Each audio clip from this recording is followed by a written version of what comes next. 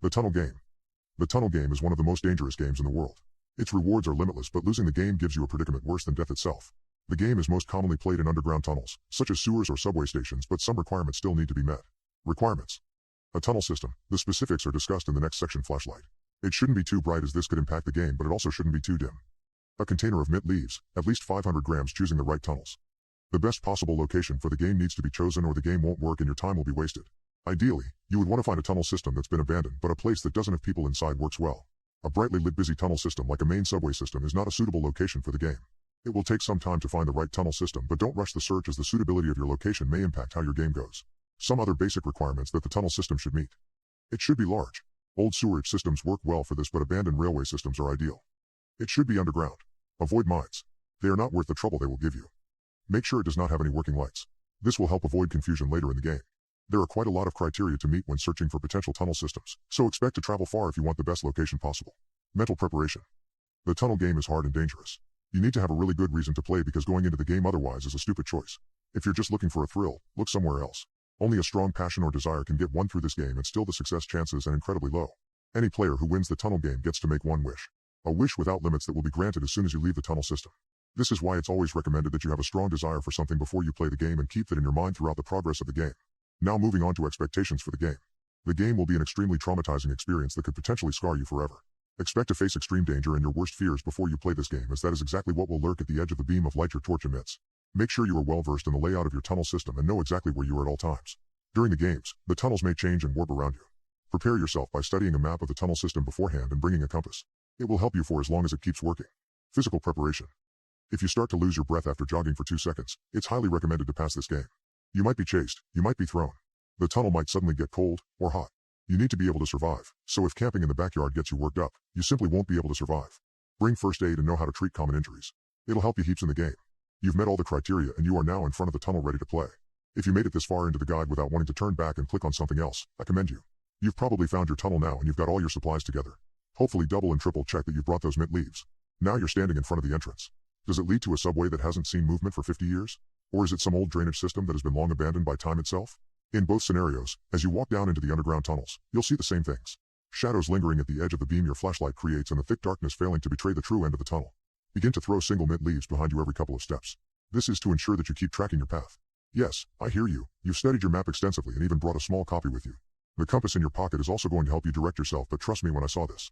The moment the true game starts, the map will suddenly be wrong, tunnels will not appear where they should have been, and you will find yourself in a system that ridicules the supposedly accurate map you brought. That's where the mint leaves come in. Why mint? Nothing else seems to stay. The tunnels will change behind you and any other marker you leave won't remain where you left it, but for some reason mint leaves are immovable. So you keep walking down this tunnel, throwing a mint leaf behind you every few steps and getting used to the eeriness of it all. It isn't so bad now that you've been walking for quite some time. Your eyes have adjusted to the dark and random shadows don't make you jump anymore. The game will make you relax like this. It'll make you feel like you are safe, comfortable even, and then all of a sudden it will punch you in the face. You'll soon pass through what feels like a wall of cold. The tunnel will suddenly go from room temperature to freezing cold. The smart player would have brought in some sort of jacket. Wear it now. Before you continue through, stop. Look behind you at the trail of mint leaves. This is your final chance to leave the game, and if you decide to continue beyond this, you will cross a point of no return. Let's say you keep walking.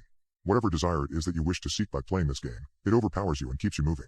Now the game will truly begin to play with your mind. You'll start to hear whispers. They won't make any sense, and the moment you pause and notice them, they'll go away. They'll go away only to come back again when you forget about them and start walking. You'll begin to wonder if you're hallucinating, and in this vulnerable state, the shadows around you will start to move. You'll see quick jerky movements at the edges of your flashlight only to erratically move it to try and follow the source, but to find nothing. This won't happen all at once or in a short period. It'll happen slowly. Bit by bit the intensity will ramp up and then completely stop. Then it'll start again. The game is attempting to weaken you, to make you crack so you can start running back, and when you do, it'll consume you.